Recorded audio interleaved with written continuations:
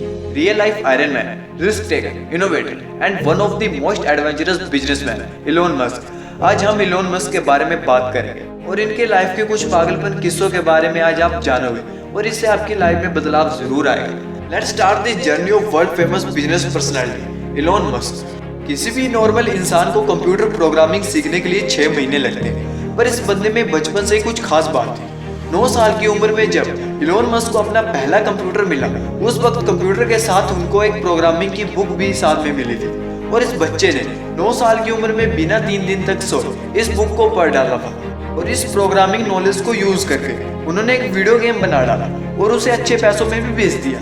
कहा जाता है इलोन मस्क के पास फोटोग्राफिक मेमोरी है, यानी कि जो भी चीज वो देख ले उन्हें वो याद हो जाती है। ये बात तो आपने सुनी होगी कि इलोन मस्क को स्कूल में काफी चिढ़ाया जाता था, जिसकी वजह से इनका कोई दोस्त नहीं था और इसीलिए इलोन अपना ज्यादातर टाइम किताबें पढ़ने में गुजार दिया करते थे। इलोन के भाई बताते हैं कि इलोन 7-8 साल की उम्र से दिन के 15-15 घंटे पढ़ते हैं। अब ये आपको फनी लगेगा, पर ये एक्चुअल किस्सा है। बचपन में किसी से बात करते करते ये बंदा अपनी सोच में गुम हो जाता था।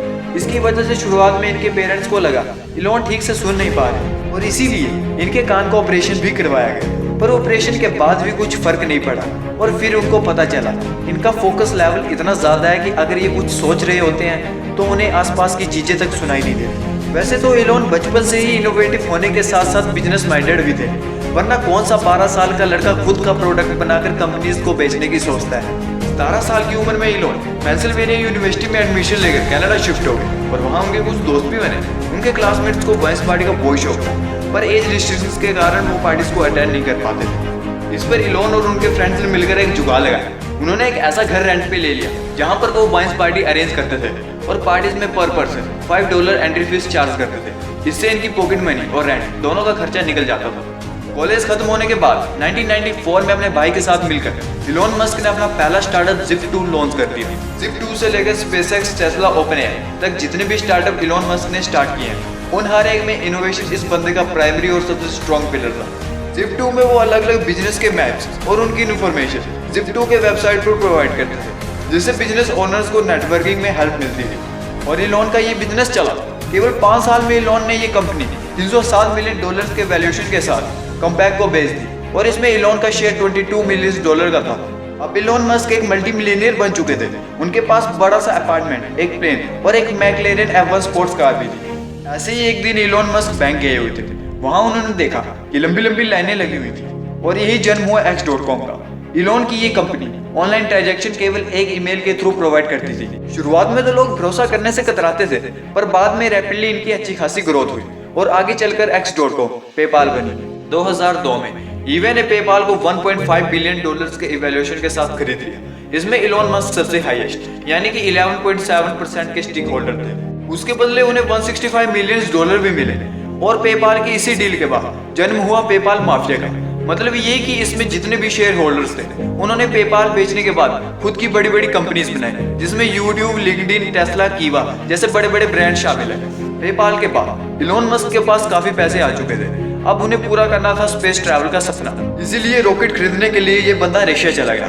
वहां पर रॉकेट का $8 मिलियन का प्राइस सुनकर ये बंदा खाली हाथ वापिस आ गया, पर आते टाइम अपने साथ एक जज्बा लेकर आया कि रॉकेट तो अब मैं खुद बनाऊंगा। पर किसी भी चीज को जीरो से शुरू करना इतना आसान नहीं होता, कई बार हार का सामना भी करना पड़ता है। पर इस बंदे ने किताबें पढ़कर एक्सपेरिमेंट कर करके रॉकेट को बनाना चालू किया। साथ ही इलेक्ट्रिक कार बनाने वाली कंपनी टेस्ला में भी इन्वेस्ट किया, पर इतनी कोशिशों के बावजूद भी नाकामयाबी इस बंदे का पीछा छोड़ने को तैयार नहीं थी। एक के बाद एक रॉकेट के टेस्टिंग्स भी फेल हो रहे थे। यहाँ टेस्ला भी फंडिंग न मिलने के कारण डूबने के कगार पर थी। एक समय तो ऐसा भी आया जब इस बंदे के पास आखिरी $40 मिलियन बचे थे और दोनों कंपनीज डूबने की कगार पर थी। इनके सामने 2 ऑप्शंस थे, SpaceX में सारा पैसा लगाकर टेस्ला को डूबने दो या फिर दोनों में आधा आधा पैसा लगाकर दोनों को डूबने दो। और ऐसी सिचुएशन में इस बंदे ने दूसरा रास्ता चुना और इनका चौथा रॉकेट चल पड़ा और साथ ही साथ इनकी किस्मत भी। SpaceX की कामयाबी देखकर नासा ने इनको $1.5 बिलियन का कॉन्ट्रैक्ट दिया, जिसने इनकी डूबती नैया पार करा दी। SpaceX और टेस्ला के साथ साथ इलोन मस्क की कई सारी कंपनीज है जो कि इनोवेटिव कंपनीज है, जिसमें दी बोरिंग कंपनी जो कि ट्रैफिक कम करने के लिए कई सारी जगहों में वर्ल्ड क्लास टनल बना रही है।